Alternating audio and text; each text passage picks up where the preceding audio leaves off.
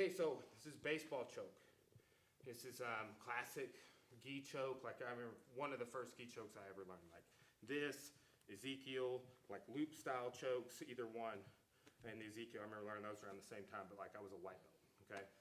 So with this, I'm gonna show 3 different finishes, right? Like a lot of chokes I know, like a Katagatami, I teach, you know, the sit through, staying flat and clocking out. And I'll always have 3 different students that like each one of those. So that's kind of the idea here.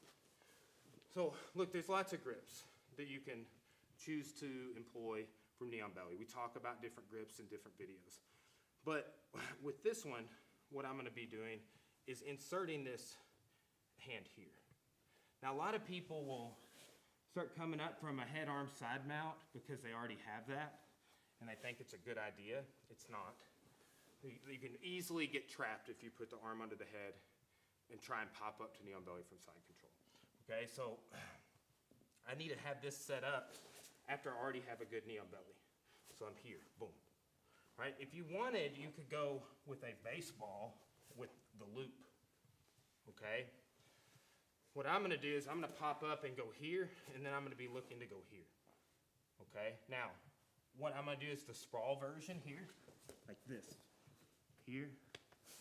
I don't wanna drop my knees on the mat, I'm staying live toes, but I also wanna be able to have my knees up enough that I can move and tilt almost like you're in a position to do mountain climbers, if that makes sense, because that's like a mobile position for people. If I'm all the way sprawled back like this, it can work, but I'm not mobile if I need to add a little more weight or pressure or lift up, get my elbows together more, his neck's thicker, whatever, okay? So that's the gripping, and then this is the finish here, boom. Now, there's also the idea of disconnecting here, boom. And I'm trying to choke him as I'm going here. Tripoding, right? And then I'll get the tap there. I want to get the tap before I get to that end point. So here, boom, right? And let go. That, my friend, Mark Bradford taught me a long time ago. Like, hey, don't just go get to the spot. It's not a north-south choke. They should tap before you get to north-south. Oh, okay. Yeah, you should be choking them the whole time. As soon as you get that grip, start trying to choke them. You start clocking. That tightens the choke. It cinches it, like the sprawl, right?